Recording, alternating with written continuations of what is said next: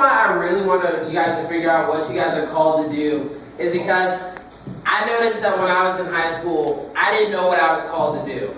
And so I just started walking around aimlessly and doing whatever because I never cared. I wasn't really trying to look for what I was called to do. I was just trying to look for what was a sensible job that would get me money.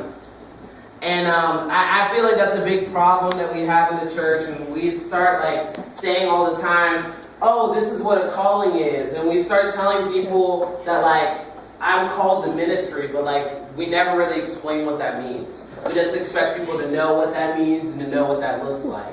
So I really wanted to get into that. But before I get into that, I just wanted to pray over this whole service and make sure that everything goes well. Lord, I pray that this service, I pray that your presence is here. I pray that I'm able to answer a lot of these people's questions. Because a lot of people have questions like, do I have a purpose? Am I important? How am I important? What do I do? And God, I pray that as I'm digging into the scripture and as I'm digging into the words that you've given me, I pray that it'll actually answer these questions. I pray that they don't leave this place having more questions than what they had before. I pray that they come here to actually get something and that they do get something. And I pray that it's something deep and something that they actually take outside of this room. And with all these things, I just pray that we have a good night, and I pray that there's good participation, and I just pray that there are good open ears. Jesus, for everything I pray, amen.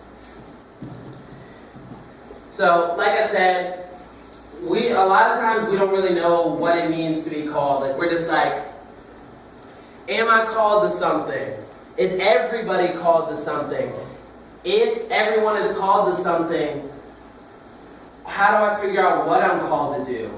What does a calling look like? And these are all good questions. These are all questions that I've asked too. And I had to actually dig into scripture. Weirdly enough, first off, I want to let you guys know that every one of you guys is called to ministry. Whether you guys know it or not, you guys are called to ministry. Not everyone's called to be a pastor. Don't get me wrong. Not everyone is called to be a pastor, but everyone is called to ministry. Which means just being a Christian wherever you work and wherever God has made you to work. Because I think a lot of times at camp and just different things and different church events, they try to make it seem like the only place that you can be called is when you're called to be a pastor, when you're called to be a missionary, when you're called to be a worship leader. But it is a lot bigger than that, and you can bring the gospel anywhere you go. And it's interesting because you have a lot of questions about what it means to be called and what a calling looks like. But God actually answers almost every one of those questions in just one story. It's the story of Samuel. And I'm not sure, you guys might have heard it. If you guys have been to church for a while, you guys might have heard like a little glimpse of it. But I'm just going to read like most of it for you. It's in 1 Samuel 3, 1 through 14. It says, the boy Samuel ministered before the Lord under Eli. In those days, the word of the Lord was rare. There were not many visions. One night, Eli, whose eyes were becoming so weak that he could barely see, was lying down in his usual place. The lamp of God had not yet gone out, and Samuel was lying down in the house of the Lord, where the ark of God was. Then the Lord called Samuel. Samuel answered, "Here I am." And he ran to Eli and said, "Here I am, you called me." Eli said, "I did not call. Go back and lie down." So he went and lay down. Again, the Lord called, "Samuel." And Samuel got up and went to Eli and said, "Here I am, you called me." "My son," Eli said, "I did not call. Go back and lie down." Now Samuel did not yet know the Lord. The word of the Lord had not yet been revealed to him. A third time the Lord called, "Samuel." And Samuel got up and went to Eli and said, "Here I am, you called me." Then Eli realized that the Lord was calling the boy. So Eli told Samuel, "Go and lie down. And if he calls you, say, 'Speak, Lord, for your servant is listening.'" So Samuel went and lay down in his place. The Lord came and stood there, calling as at the other time, "Samuel, Samuel." Then Samuel said, "Speak, for your servant is listening." And the Lord said to Samuel, "See, I'm about to do something in Israel that will make the ears of everyone who hears about it tingle. At that time I will carry out against Eli everything I spoke against his family, from beginning to end. For I told him that I would judge his family forever because of the sin he knew about. His sons blasphemed God, and he failed to restrain them. Therefore I swore to the house of Eli, the guilt of Eli's house will never be atoned for by sacrifice or offering." Now, in this story, you guys are actually seeing the 5 main descriptions of what a calling looks like. You've seen the 5 main components of a calling. The first off, there's a need. The need in this story was that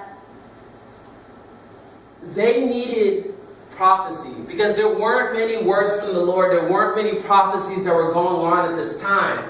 They needed that.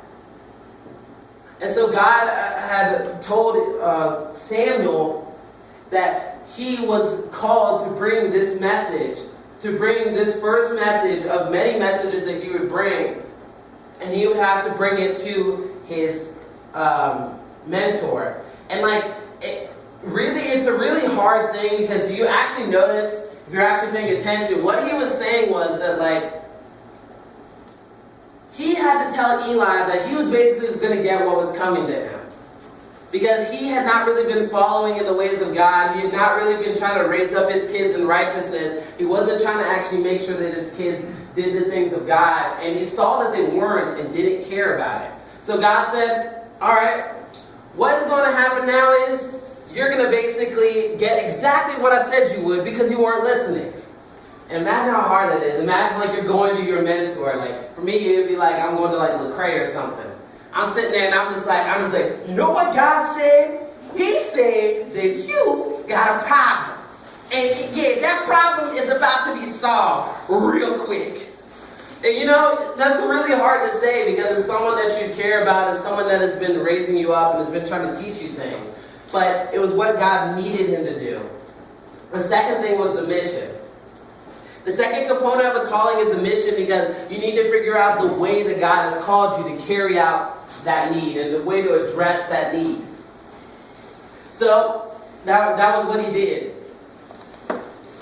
He started listening to God, and he said, "Okay, this is the mission that you have given me." Next thing is the call to action, which is a lot like the mission, but it's this overwhelming feeling that you need to do something big. Because God had told him this, but it was also just something that was really inside of him. He knew that not only was God telling him this, but he knew that he had to do this. He knew that it was something important to do. And when you are called to something, it will always be this great feeling that you need to do something and that you need to be active. Next is the response. It's how you actually respond to that call of action. It's actually what you do. And really, Samuel in this story, he could have said yes or he could have said no, which we also have that choice. God has given us the choice of either picking yes or no. And a lot of us, we pick no to these things and we end up going down a really bad path. But see, if you pick yes, it goes to the last component of a calling, and that's the result.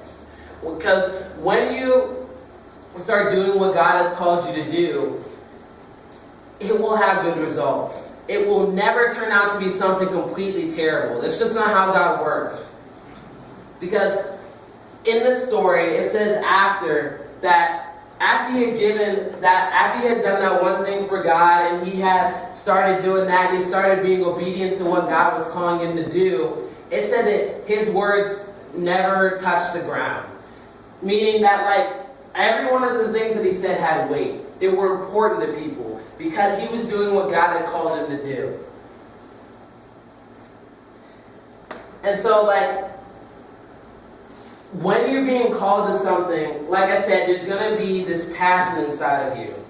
And a lot of people, they think just because they're good at something, that means that they're called to it, which is really not how it works.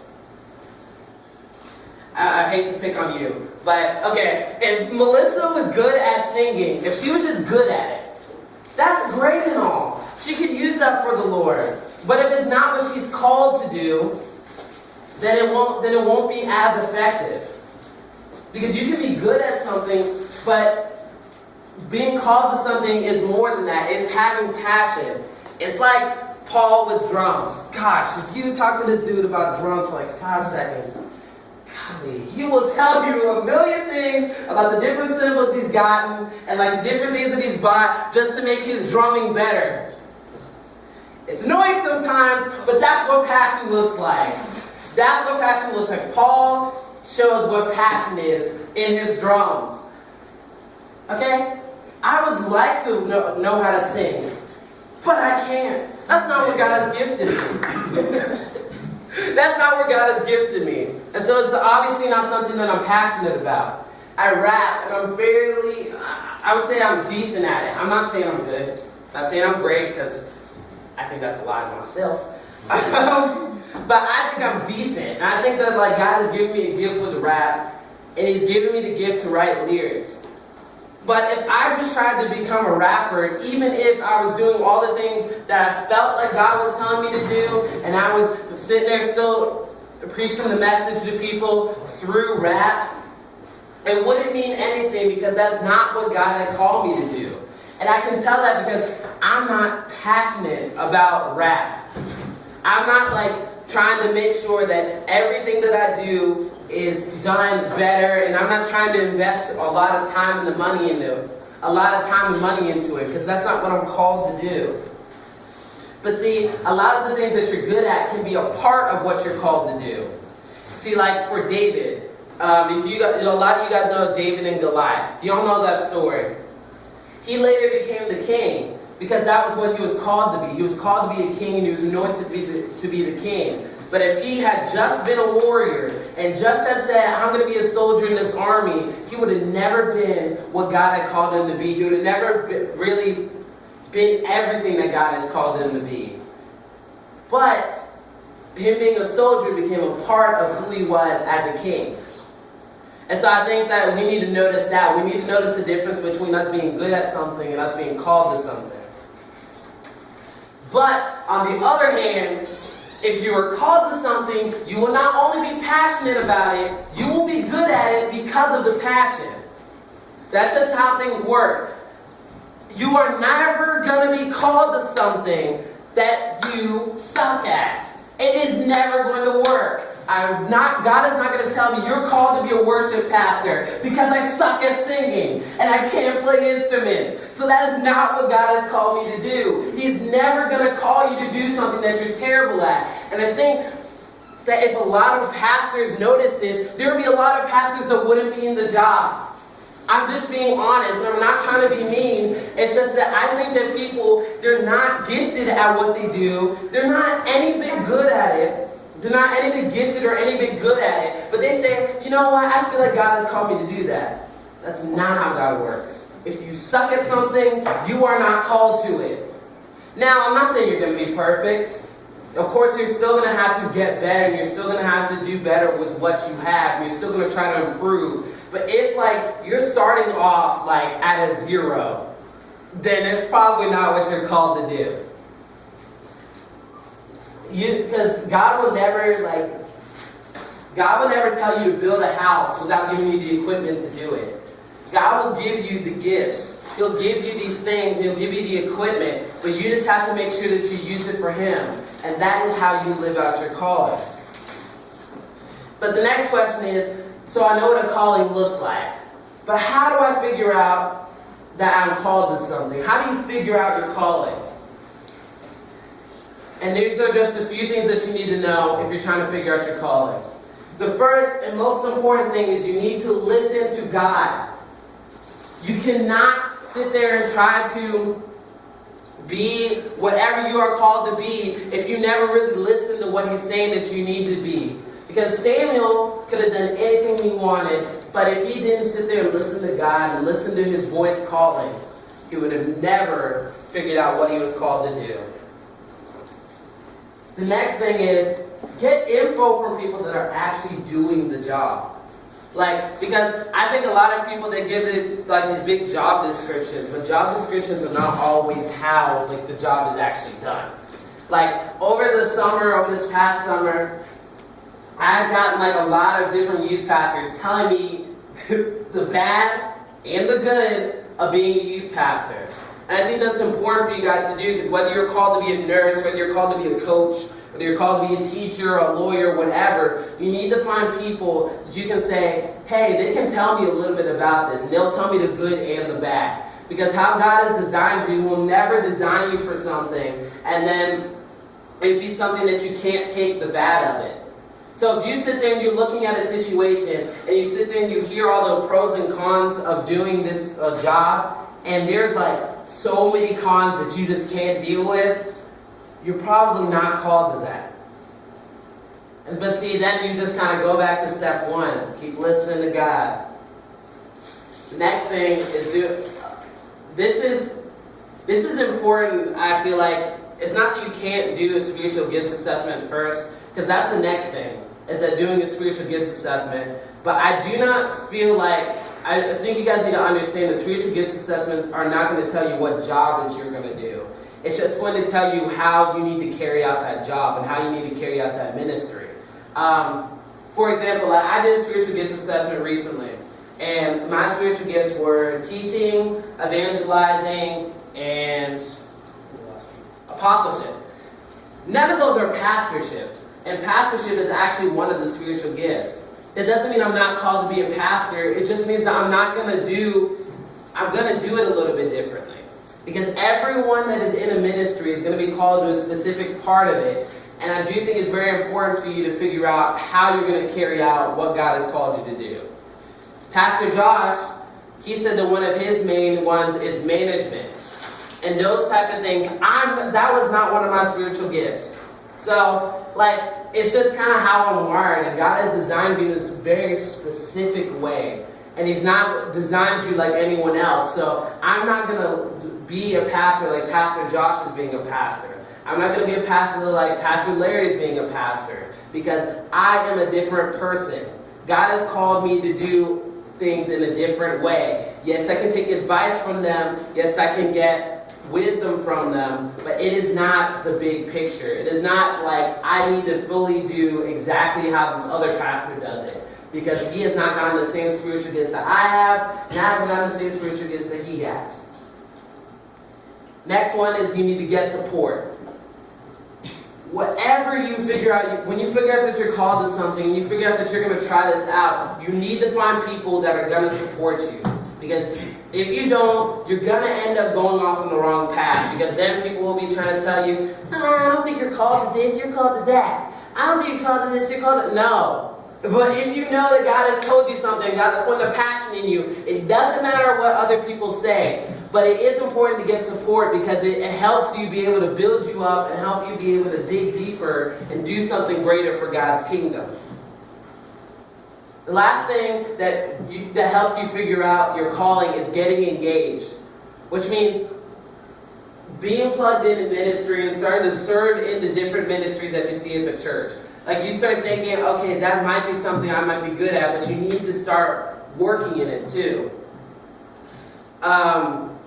Because I think if you don't start working in it and you don't start living it out, you'll end up being thrown into it and then you won't understand what you're doing. Actually, weirdly enough, I ended up wearing my Alaska Mission shirt today. I actually didn't purposely do that. I just found my shirt on the ground and I ironed it and I took it to work. But I think it's funny because this is actually where I figured out my calling.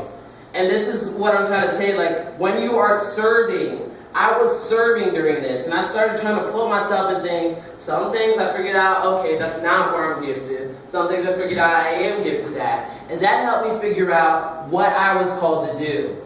So I really do encourage you to go on a mission trip, at least once before you get out of high school. Because I think that if you don't, then you'll end up going off and not really understanding the big picture of what God has called you to do. And so I think mission trips help out because it's good, it's serving in ministry and doing something different. So I know that the next AIM trip is next summer. So like I said, just when that comes around, try to come. It's really a fun time, but it's also a good time to help you figure out what God is doing in your life and what God is saying in your life. And my biggest thing is, the reason why I want you guys to figure out what you guys are called to do is because when you figure out what you're called to do, there's this different type of excitement to it. Have any of you guys ever watched the Lego movie? Yes. I bet all of you have. Some of you guys are trying to act like y'all didn't. You guys watched the Lego movie, because I bet you guys were singing in your bathroom, dude. Anything is awesome! Don't act like you were. Okay, so, but anyway, there was this one guy in there, and he was like, he was trying to make a rocket ship. He was the astronaut. And the whole time he's like, rocket ship? And they're like, no. He's like, oh. And then they're like, rocket ship? No. And then they're like, finally, they're like, yes, now you can make a rocket ship. He's like, rocket ship! Rocket ship! Rocket ship! Ah, rocket ship! Rocket ship! He's like flying through the air, and he's like freaking out, screaming. But weirdly enough, that's what it looks like when you actually start doing what God has called you to do. You start getting this overrun excitement. I mean, not that crazy. I hope not. Because that's another problem. That's how you're doing it. But I'm just saying, you start getting excited. Because the difference between me doing this, me like putting together sermons, me helping out with planning things for youth, doing something I'm called to do, I have this feeling inside that's different from when I was trying to be a graphic designer. Because that wasn't what I was called to do. And so, me trying to work for that ended up me not being as fulfilled as I was doing this.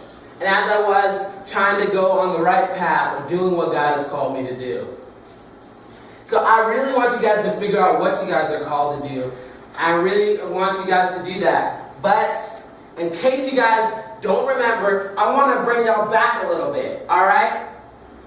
Now, do you guys remember the 5 things I said you'll notice if you are called to something? At least 1 or 2 of them. You really don't even remember 1 or 2 of them. Ooh, that's bad. Need. Okay, I need. Got one. You said that? You said that like you weren't confident. I didn't say it. Who said it? You did? Okay, you said it. I was like, someone said that, but they said it like they weren't confident. I didn't even see your mouth move, man.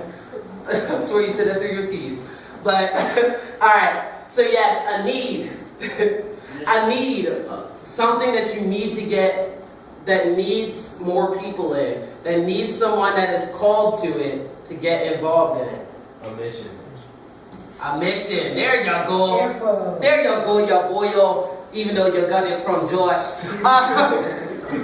Anyway, so there's a need. There's a mission. That's the way that God wants you to address the need. A call to action. That's that feeling inside of you. That's that passion that says you have to do something. You have to do something big. Then there's a response. Again, you got the from It's okay. But anyway, so then a call to action, then there's your response to the call to action. What are you going to say, yes or no? Then there's the results. And that is all dependent on how you respond to God. How you respond to what He has to say and what He has to do in your life. And see, once you start responding to it and you start getting those results, the results will never be bad. Because it's what God has called you to do, and it's going to be something great. Next thing, you got to remember, just because you're good at something doesn't mean you're called to it. And just because and because you're good at it, that might be a part of what God has called you to do. Next thing you need to know is that you need to remember is that God will give you a passion for it, and that out of that passion and out of trying to dig in deeper, you will be good at it. Because God will never give you something and then say, I want you to do this, but you suck at it. And I'll say that again, because, it's important. God will never give you something and say that you're called to it, and then you suck at it. Just remember that. So if you do something and you start getting involved in a ministry, and you figure out that you're not actually doing good in it, that means that you need to change your trajectory and start doing something different. Because it's not fully what God has called you to do. And then, how do I figure out that I'm called to something? First off, you have to listen to God. Not just sit there and talk to God and say, I wish that I could get a lot of money and I could do a lot of things with that money and I could get a big old house. No! Listen to God. Because sometimes what God has called you to do might not get you any money at all. I'm already aware that as me becoming a youth pastor, I'm probably going to be broke. But that's okay, because it's what God has called me to do. And I'm excited about it, and I love it, and I'm passionate about it. Alright? Next, you need to get info from people. Because if you figure out that there's a lot of stuff that you don't like, then it probably isn't something that you're called to do. Because God will never put you in something that you don't like also. It might not be your first choice, but it will always be something that you will like when you start getting engaged in it. Next thing, like I said, it's good to do a spiritual gifts assessment. It's good to figure out where your spiritual gifts are. It's good to figure out how God wants you to carry out your mission. Next thing is get support. Do not sit there and try to do this alone. Do not sit there and try to expect all these people around you telling you different things that you should be and shouldn't be will help you become what God has called you to be. That's not how it works. You need support. You need godly advice from people that have been there and people that can help you. And sometimes even people that are just your peers and just trying to figure it out on their own too. Lastly, get engaged. You need to start working in some of the ministries that you think that you could be good at. Because you might figure out, okay, this might not be something I'm good at, but something close to it could be something I could be good at. Or it could help you figure out how you're supposed to carry out what God has called you to do. Because all I'm trying to let you guys know is the case of the calling should be closed. Not that I'm saying that you should already know what you're called to be. You will keep on trying to figure that out throughout your whole life. And you will keep on getting different things. And you will keep on having to listen to God. But what I'm trying to say is, it shouldn't be a question of how to do it. You should know how to find your calling. You should know what it looks like. Because that is how you become everything that God has called you to be. It's something a lot bigger than you think. It's something a lot bigger than anyone else around you can think. And you need to do it, because that excitement, the only way you can really find fulfillment is when you're doing what God has called you to do. Because a lot of people, they get into jobs and then they hate them because they never really asked God what they were called to do. Figure that out. Not all of you guys are called to be pastors. All of you guys are called to ministry. Whether you're a lawyer, whether you're a doctor, whether you're a nurse, whether you're a go-kart driver, I don't know. Whatever you're doing, and if you feel like God has called you to it, do it. And do it for God.